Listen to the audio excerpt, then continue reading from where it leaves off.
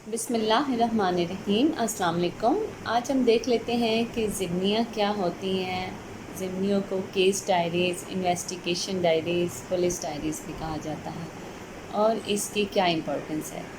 جو ریلیونٹ لا ہے وہ ہم CRPC کا سیکشن 172 دیکھ لیتے ہیں، اور جو high court rules and order ہے اس کا والیوم 3 چیپٹر 12،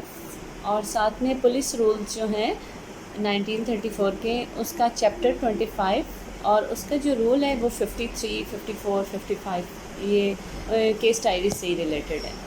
172 CRPC میں بتایا گیا ہے کہ جب بھی کوئی FIR رجسٹرڈ ہو گئی تو اس کی انویسٹیگیشن کا پروسیجر سٹارٹ ہو جاتا ہے۔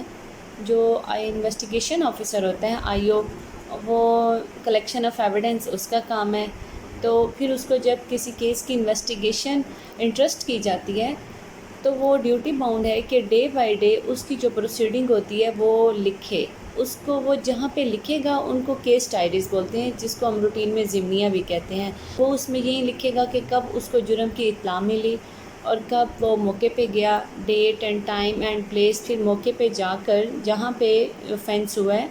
یا جس طرح سے اس کو کوئی بھی کال موصول ہوئی کہ یہاں پہ کوئی بھی اوفینس، کوگنیزیبل اوفینس کمٹ ہوا ہے، وہاں پہ جا کر وہ بتائے گا کہ اس نے وہاں پر جا کر یا اس سے ریلیٹڈ جو ڈیفرنٹ جگہ ہیں وہاں پر جا کر اس نے کیا کیا چیز آبزرو کی، کیا کیا اس نے ایویڈنس جو تھی مٹیریل ایویڈنس وہ کلیکٹ کی، اور ایٹ دا اینڈ وہ اس میں اپنی بھی اوپینین لکھے گا کہ اس نے ان ساری انویسٹیگیشن سے کیا چیز اسرٹین کی۔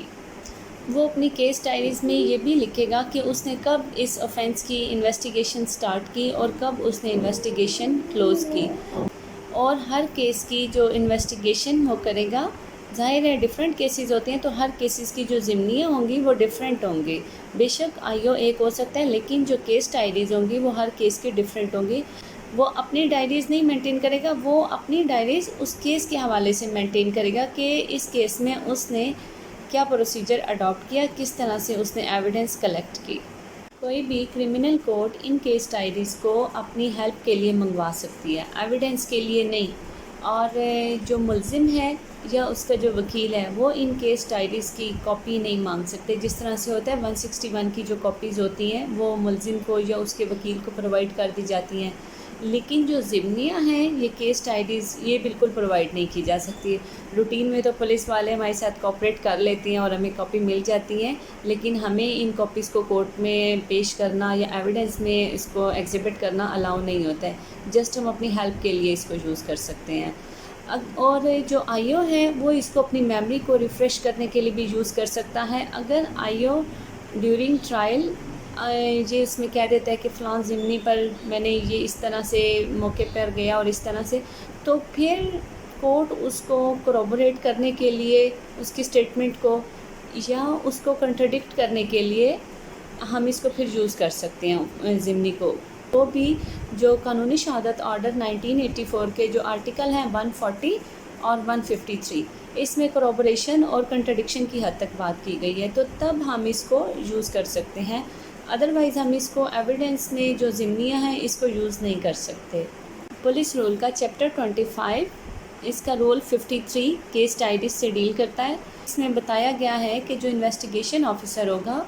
وہ اس کی جو ضمنیاں ہوں گی وہ کیس کی انویسٹیگیشن ڈے ٹو ڈے لکھے گا اور پھر اس کو سبمٹ کروائے گا۔ کنسائز سٹیٹمنٹ اس میں لکھی جائے گی، تھیوریز کوئی لمبی چوڑی کہانی اس میں نہیں لکھی جائے گی، بریف سٹیٹمنٹ اس میں لکھی جائے گی تاکہ نیکسٹ اس کو اپنی میموری کو ریفریش کرنے میں بھی آسانی ہو، اور اگر کورٹ اس کو اپنی ہیلپ کے لیے یوز کرنا چاہے تو تب بھی آسانی ہو۔ ان کیس ڈائریز ہوگی، اس میں اگر کوئی اسٹولن پراپرٹی ریکورڈ ہوتی ہے یا کوئی بھی چیز اسٹولن پراپرٹی ہے یا کوئی پراپرٹی سیز کر دی جاتی ہے،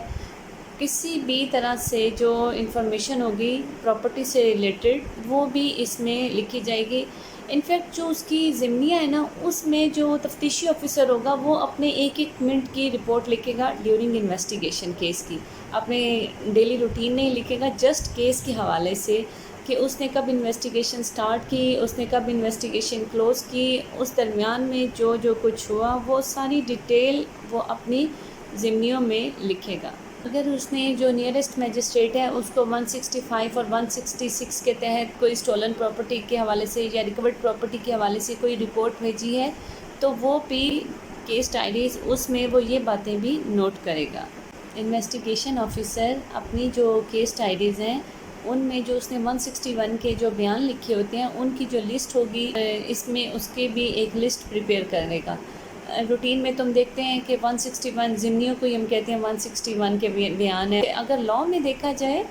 तो 161 के बयान एक सेपरेट रिकॉर्ड होते हैं और जो केस डायरीज़ हैं ज़िम्नियाँ हैं वो सेपरेट रिकॉर्ड होती हैं। जो ज़िम्नियाँ हैं वो विदाउट डिले सीन से, क्राइम सीन से पुलिस स्टेशन तक without delay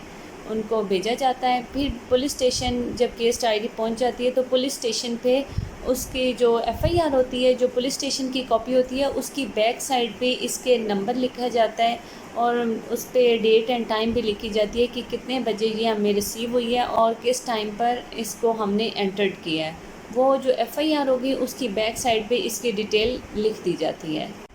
high court room का chapter 12 police diaries and statement before the police, ये भी केस डायरीज से डील करता है। इसमें भी पुलिस को प्रोसीजर ही बताया गया है कि वो डे बाय डे अपनी डायरीज़ मेंटेन करेंगे और जो केस डायरीज़ हैं वो मुलजिम को या उसके वकील को नहीं दी जा सकती एक्सेप्ट इधर भी दो कंडीशंस हैं कि जब अगर पुलिस वाला ख़ुद अपनी मेमोरी रिफ़्रेश करने के लिए उसका ज़िक्र करे तो तब उसको कंट्राडिक्ट करने के लिए या कोरोबोरेट करने के लिए यूज़ किया जा सकता है, या फिर अगर कोर्ट चाहे तो 172 की सब क्लास 2 में ये बताया गया है तो तब कोर्ट भी उसको कंट्राडिक्ट करने के लिए या कोरोबोरेट करने के लिए उन केस डायरीज़ को यूज़ कर सकती हैं। टाइम टू टाइम मैजिस्ट्रेट साहब और सेशन जज साहब इसकी प्रोटेक्शन के लिए कोई भी रूल्स बना सकते हैं। जो केस डायरीज़ होती हैं, जैसे हम पुलिस वालों से कॉपीज़ ले भी लेते हैं और जब ये इसका रिकॉर्ड हाई कोर्ट में सबमिट करना होता है, अगर कोई अपील या कोई मिसलिनियस एप्लीकेशन चली जाती है हाई कोर्ट में, तो हमें इन केस डायरीज़ का जब रिकॉर्ड हाई कोर्ट पहुंचाना होता है, हमें मतलब पुलिस वालों ने, तो फिर इसमें जो केस डायरीज़ होती हैं वो केस डायरीज़ रेलेवेंट और स्कीम की इंग्लिश में ट्रांसलेशन। और एक और बात इसमें कि जो केस डायरीज़ है ना, वो पुलिस रूल में बताया गया है कि वो उर्दू में भी लिखी जा सकती हैं और इंग्लिश में भी लिखी जा सकती हैं। लेकिन जब हमने हाई कोर्ट पहुंचानी हो, जो उर्दू में लिखी हुई हो, तो उसको हम साथ में इंग्लिश में इसकी ट्रांसलेशन भी हम हाई कोर्ट के लिए वो भिजवाएंगे।